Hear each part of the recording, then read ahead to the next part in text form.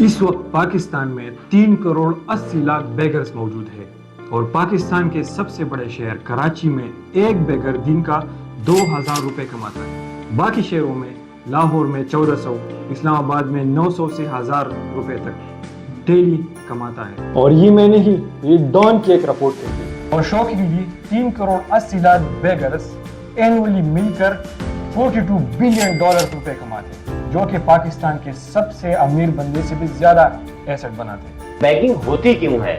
سب سے پہلی ریزن کہ جابز نہیں ہے لوگوں کے پاس، ان امپلائمنٹ ہے، بے روزگاری ہے، لوگ ایڈکٹ ہیں ادویات استعمال کرنے کے، لوگ ایڈکٹ ہیں بہت ساری جو نارکوٹکس ہیں ان کا استعمال کرتے ہیں، اور یہ میجر وجوہات ہیں بیگنگ کی جو اس پاکستان کے اندر، ہمارے ملک کے اندر پریویل کر رہی ہیں. لیکن اس سب کے اندر جس نے پاکستان کو، اس ملک کو بری طرح افیکٹ کیا ہے وہ ہے آرگنائزڈ مافیا، جس نے نہ صرف بچوں کو، بزرگوں کو، خواتین کو اور ایون لیڈیز کو اس کام پہ لگا دیا ہے، اور جس کی وجہ سے روز بروز یہ بیگنگ اور یہ پروفیشنل بیگنگ اس کے اندر اضافہ ہوتا چلا جا رہا ہے. اس میں جو لیجسلیشن ہوئی ہے سب سے امپورٹنٹ ایکٹ ہے 2018 کا، prevention of trafficking and persons act 2018، جس کا سیکشن 4 یہ کہتا ہے کہ اگر کسی شخص نے اس طرح آرگنائزڈ بیگنگ کی تو 10 سال کی سزا اس کو دی جائے گی. کسی نے بچوں کو اس کے لیے استعمال کیا تو 10 سال کی اس کو سزا دی جائے گی. لیکن ہم دیکھتے ہیں کہ صوبوں کے اندر جو لیجسلیشن ہوئی ہے اس میں سب سے اسٹرانگ لیجسلیشن پنجاب کے اندر ہوئی ہے، جس میں اگر کوئی شخص کسی بھی فرد کو اس بیگنگ پہ مجبور کرتا ہے، بھکاری بننے میں مجبور کرتا ہے، اگر وہ ایک شخص ہے تو اس کو کم از کم سزا 3 سال اور 3 لاکھ روپے جرمانہ کیا جائے گا. اگر وہ کئی لوگوں کو، ایک گروپ آف پیپل کو اس کام پہ مجبور کرتا ہے تو اس کی کم از کم سزا 5 سال اور 5 لاکھ روپے جرمانہ اس کے اندر تجویز کیا گیا ہے. اور اسی طرح اگر وہ بچوں کو پروفیشنل وے کے اندر، آرگنائزڈ مینر کے اندر ان سے بیگنگ کرواتا ہے تو تب اس صورت میں 10 سال سزا تجویز کی گئی ہے اور 10 لاکھ روپے جرمانہ تجویز کیا گیا ہے. اسی طرح ہم KPK کے اندر اگر دیکھیں تو KPK کے اندر اس لیجسلیشن کے اندر بہت لینینٹ ویو رکھا گیا ہے اور ایک دارالکفالہ بنایا گیا ہے. لیجسلیشن جو KPK کے اندر ایکٹ ہم دیکھتے ہیں 2018 کا، اس میں دارالکفالہ کے اندر ایسے بیگرز کو رکھا جائے گا، اور اگر کوئی بیگر اس دارالکفالہ سے بھاگتا ہے یا اسکیپ اختیار کرتا ہے تو صرف اس صورت میں اس کو 3 سال کی سزا تجویز کی گئی ہے. لیکن اس پہ آنے والے تمام اخراجات بھی دارالکفالہ کے اوپر اسٹیٹ برداشت کرے گی.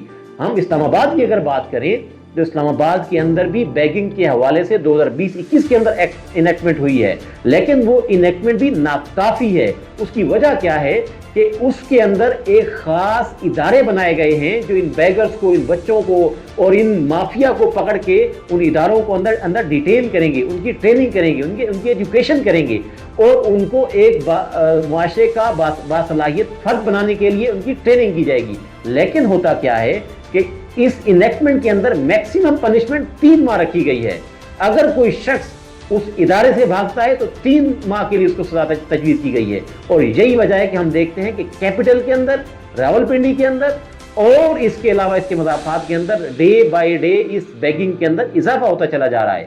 لیکن موسٹ امپورٹنٹلی ہم اگر سندھ کی بات کریں تو سندھ میں چائلڈ پروٹیکشن کے حوالے سے، چائلڈ سکولنگ کے حوالے سے، چائلڈ ایجوکیشن کے حوالے سے تو چیزیں موجود ہیں، لیکن بیگنگ کے حوالے سے کوئی انیکٹمنٹ موجود نہیں ہے. یہ ہمارے ملک کی قانون سازی ہے جو میں نے آپ کے سامنے 1 بائی 1 صوبوں کی اور ایون فیڈرل کی بھی آپ کے سامنے رکھی ہے. اب ہم آتے ہیں کہ اس کا کنٹرول کیسے کیا جائے.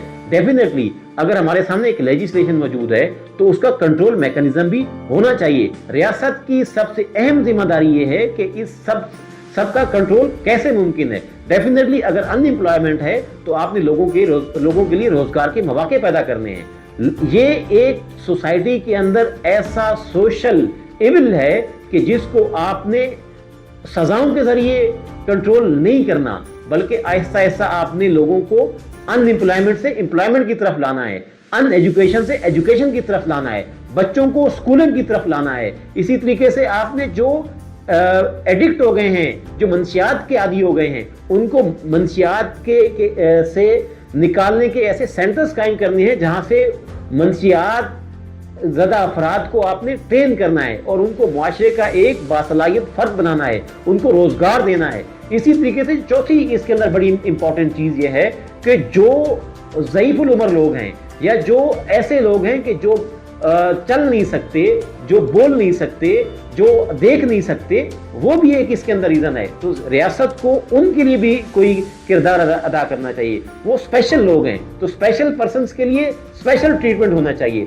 तब इस तरह की जो एडिक्ट हो गए हैं लोग अनएम्प्लॉयमेंट की वजह से, अनएजुकेशन की वजह से, अनस्कूलिंग की वजह से, बुजुर्गी की वजह से या स्पेशल पर्सन होने की वजह से, तो उनका जो है वो कोई ना कोई मैकेनिज्म बनाया जा सके।